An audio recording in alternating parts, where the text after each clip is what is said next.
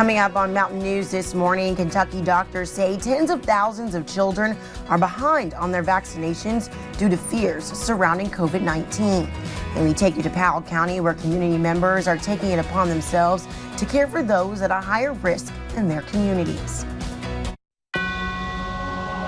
Dedicated to Eastern and Southern Kentucky, this is WYMT Mountain News This Morning.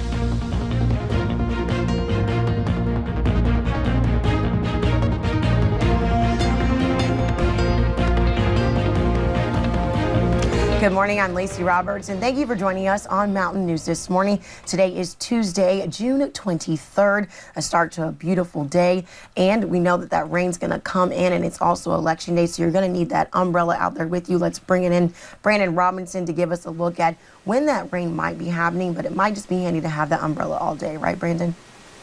That's right, Lacey, and we're taking a look right now already down toward Lake Cumberland and I-75, seeing some of that rain starting to fill in there, but again, could be patchy at times during the day and then may increase in coverage as the front actually comes through, which will be later on. Temperatures right now, we'll get to those in a second. US 119 up on top of Whitesburg Pine Mountain on our camera network.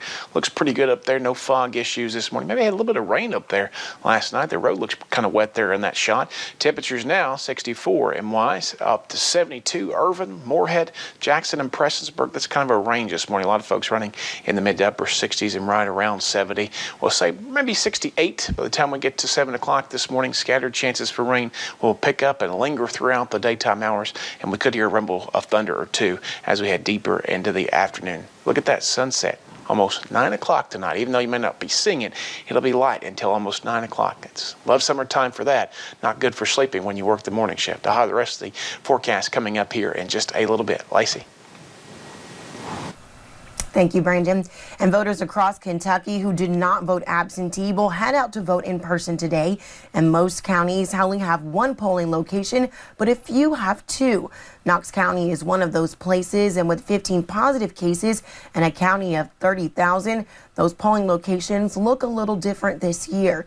WYMT's Connor James stopped by one of them yesterday and has more. Now this is the setup here in Lindcamp's gymnasium. There's roughly about 20 tables for people to come and do in-person voting. Now originally the clerk here in Knox County asked for 5 areas where people could vote, but the state came back and said they could have 2. So there's one here in Lindcamp's gymnasium, and there's also one at Knox Central. Mike Corey is going on his 22nd year as Knox County's clerk. For the last couple of months, Corey and his team have been preparing for what Tuesday brings. The last couple of weeks here in the county clerk's office have been busy. This election will be much different than any here, where they usually send out 300 or so absentee ballots. This year, they sent out more than 3,700. On top of that, they've had about 800 people come in and vote at the courthouse. We've got those out on a daily basis. Our staff and our Board of Elections has worked very hard to keep everything caught up. As for the in-person sites where there were once 30, there are now 2, and they look very different as tables are spread out socially distanced. And hand sanitizer, masks, and cleaning supplies are readily available. They can vote at either one of our sites, here at Lindcamp High School or at Knox Central High School. Polls will be open from 6 a.m. to 6 p.m. Now, overall, they have 30 election workers. There's 15 at each site, one here at Lindcamp and one at Knox Central. And what they're saying is really nice is they can probably take around 20-some voters every few minutes. I'm in Knox County. Connor James, WYMT Mountain News. And the results from the in-person voting will be released after the polls close this evening. Absentee and in-house from weeks prior will not be released until Tuesday, June 30th at noon. Corey also wants to remind people that they need to have those absentee ballots in by tonight at 6 p.m. or have the ballot postmarked by today. They have until June 27th to count those ballots. And the race that appears to be getting the most attention in today's primary is the U.S. Senate race. The two front-running Democratic candidates, Amy McGrath and Charles Booker, spent their last full day of campaigning at touring Eastern Kentucky. The candidates both stopped in Ashland, Pikeville, and Hazard. Both candidates talked about their final push leading into Election Day. We have built a very strong network all around Kentucky of 120 counties that are excited to get rid of Mitch McConnell. and I'm excited to do that too. Momentum that we're seeing now is really just the national media catching up to us. We've been doing this work. We've been building this coalition, and I've been doing this work myself for years. And so Booker and McGrath are not the only candidates on the ticket. There are several others, but the winner will likely face Senate Majority Leader Mitch McConnell in November. And last night, Governor Beshear talked about Kentucky's operation of this year's primary elections. In light of some questions about the reduced number of polling sites, the governor says the plan was the result of a compromise with Kentucky's Secretary of State and included for the first time in the Commonwealth the offer of absentee voting to all voters. What's been allowed in Kentucky for the very first time is mail-in voting. The second thing that's been allowed is no excuse early voting. We've been a state where you have to fill out an affidavit if you want to vote early. That has not been the case in this election. Over 230 plainclothes Kentucky National Guardsmen will be at polling locations across the state to help with traffic control, social distancing, sanitization, and general voter assistance. And no long lines yesterday in Frankfort after thousands sought in-person help with their unemployment claims set last week. However, a few dozen people took their chances by coming out yesterday to put their names on a standby list. That's because in-person service was limited to those who waited last week and were not helped. Jacob Bishop says that he waited 6 hours on Friday, but yesterday he waited just 15 minutes and he had his claim resolved in less than 5.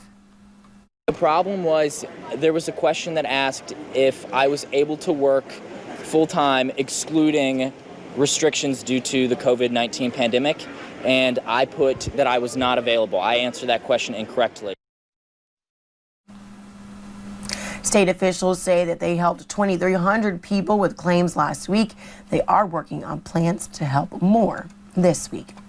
And Kentucky doctors say that tens of thousands of children are behind on their vaccines, and they say the pandemic has caused families to avoid going to the doctor's office, taking children off their vaccination schedules.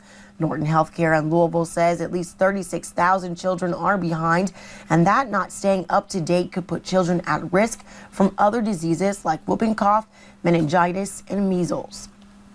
By the time we get closer to July and August, and we're talking about starting school back up, I think there's going to be a very large influx of patients, and there's only a certain amount of spots that each of the physicians has in the practice. And even though we're trying to accommodate for that and get as many patients in as we can, I can't imagine that the amount of kids that have missed out in the past couple of months will be able to get in exactly when they want. Doctors say because we do not know what the pandemic will look like later this year, it is important to also remember your child's flu shots in the fall. And yesterday, the Kentucky Department of Education released new guidelines for serving meals once students return to school. If possible, schools are urged to serve meals in classrooms, the gymnasium, or other areas that would allow for social distancing. Hallways and cafeterias may be used for grab-and-go meals. If students are eating in the cafeteria, chairs will be removed and they'll all be turned the same direction. Students may be assigned seats to enable contact tracing, and schools are urged to use disposable trays, dishes, and utensils. Community members in Powell County are taking it on themselves to care for the highest risk in their communities again. Another increase in COVID-19 cases is forcing people into action. Jim Stratman has more. When Kentucky went on lockdown, some counties had more cases of COVID-19 than others did.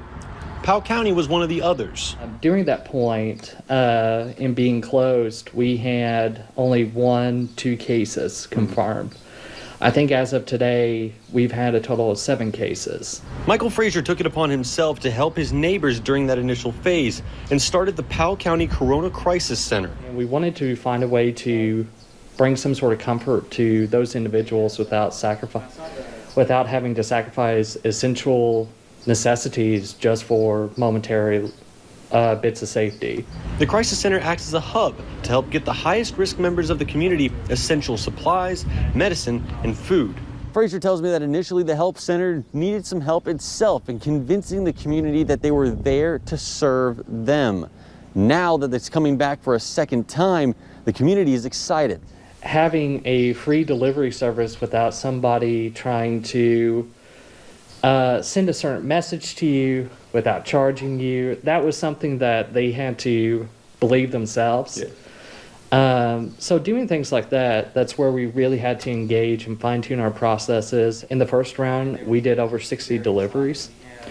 For a community of this size, that is pretty impressive. The Help Center hotline is open from 9 a.m. to noon on Wednesdays and Thursdays. After that, the volunteers will go out and deliver the goods to those in need. Reporting in Powell County, Jim Stratman, WKYT. All right, so have you experienced history in your own backyard? The Hatfield and McCoy tours have returned for the summer season. You can tour the McCoy graves, the historic McCoy home and York Mansion, or stop by some of the feuding sites. You can visit these sites by either going on a walk or driving tour. The Hatfield and McCoy family history left a lasting legacy, not only in eastern Kentucky, but across the country. This past Saturday, we had a family in that was supposed to be in New York, and they traveled in from Illinois, and their son's 15th birthday. And they asked him, said, we're not going to New York City. He said, I want to go to Eastern Kentucky and see the Hatfield McCoy history. So when he got here, he knew more than his parents knew. He was 15 years old. And the first thing he said to me was, show me a book I haven't read yet. The Pike County Tourism Office is open Monday through Saturday from 9 a.m. until 5 p.m. Well, just ahead on Mountain News this morning, we take a look at how some major tourist attractions in Kentucky are making sure that they can reopen safely.